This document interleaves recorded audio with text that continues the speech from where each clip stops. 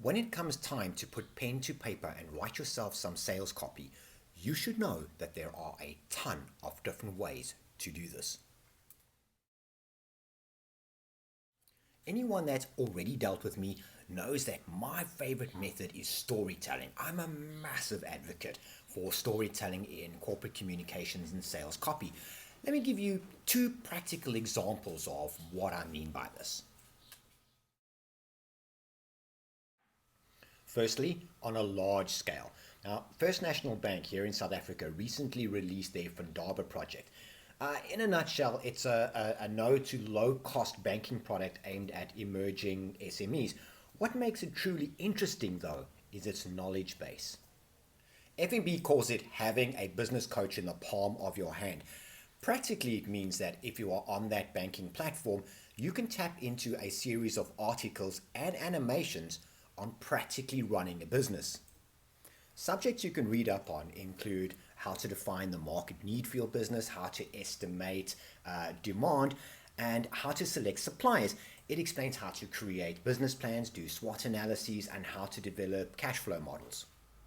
It also includes higher level concepts like how to hire, how to draw up contracts, how to fulfill legal requirements like licensing, registrations, and how to secure funding. It also includes top level concepts like performance evaluations, dealing with bad conduct, negotiating terms, preparing for due diligence, and identifying systems that you need to put in place. The knowledge base is so extensive that there are over 100 articles for each phase and eventuality of the business life, all the way from startup to scale and to eventually selling the business. It is absolutely packed with information. And I should know because I wrote those 100 plus articles. As part of a 4-person team, we had a project manager, a researcher, a writer, and an editor. We developed, along with focus groups, with F&B, and with the animation guys, a story to tell. Instead of listing all of the different business processes and ideas in bullet form, we created a character. I can't really tell you anything about that character because I have to protect F&B and their product, but I can give you a roundabout example of what we did. And what we did is that we created a character. We gave that character a name and a set of personality traits, and we told the story of a starting out, developing business through that character's eyes, day in and day out as he navigated the business landscape. We gave him challenges, we showed him how to overcome them, we gave him successes and issues, all the things a normal business person would experience. We created a narrative around that character and we told the story of his development. It resonated. People related. We got approval. We won. Those stories are now in a banking application in a major blue chip financial giant. Let me give you another example of storytelling, this time on a much smaller scale. I have a health and wellness practitioner as a regular client, and one day she wished to do an article on slowing down, how to slow down, how to look around, how to take stock of your life and slow your roll, okay?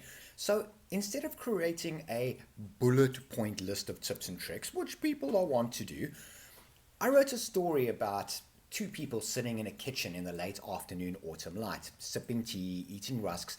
And I created a conversation between these two people where one confesses to being run down and stressed, and the other gives suggestions about how she, too, felt this way, but did certain things that helped her to slow down and relax more. I had all the content, I had all the information, but I wrote it in such a way that it was a conversation between two people, people just like you and me, who go through exactly the same stuff, instead of a dry list of information. You see, self-promotion, and you're watching this because you want to self-promote, needn't be pushy. It needn't be about words like, look at me, I'm awesome, or hire me, please. You can promote your business with grace and still sell. The trick, really, is to take the spotlight off yourself and make your clients the heart of the story. When we read stories, you root for the main character. The guy finds the girl, the refugee finds new life abroad, the detective solves the mystery, And the best stories, the very best, are those about the people rather than the event itself. When you read a piece of sales copy that sounds like a story and not a list of dry information and dry features, it puts you in the place of that character. Emotive and rich language, dialogue and interplay makes that character believable. You, as the reader, can relate. You can see yourself in that position. The challenge the character is facing, you've been there. I've been there. We can feel that challenge, that issue, that needs fulfilling. And when that problem is solved through the taking on of your service or your product, we say to ourselves, yes, that could be me, and that could work for me. I can relate to that. It is human. It is on my level. It addresses my need, and the solution makes sense. I can see myself in that position. And as long as your customer sees themselves in the position you have painted, they can see themselves being taken out of that situation by what you are offering. And then most of the battle is won. Your role is important, but you're not the main character in your sales pitch. Your customer is. Your role is to guide and help the customer along their journey. David Miller, in his book, Building a Story Brand, says it like this. Here is nearly every story you see or hear in a nutshell. A character who wants something encounters a problem before they can get it. At the peak of their despair, a guide steps into their life, gives them a plan, and calls them to action. That action helps them to avoid failure and ends in a success. So stop thinking about your marketing as self-promotion and think rather that your customer is the hero of the story and how you can transform his or her life. I hope you found this useful, and if you have, drop me a comment below, let me know, or ask if there's anything you want me to expand on or anything else you want to know. This is such a big subject, and I will be going into it in some depth in later episodes.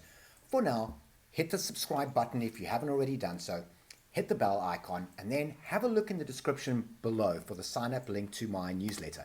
I will deliver to you regularly more valuable and free content on how you can improve your writing life, whether you're doing it for your business or whether you're an aspiring author or storyteller. Until then, cheers.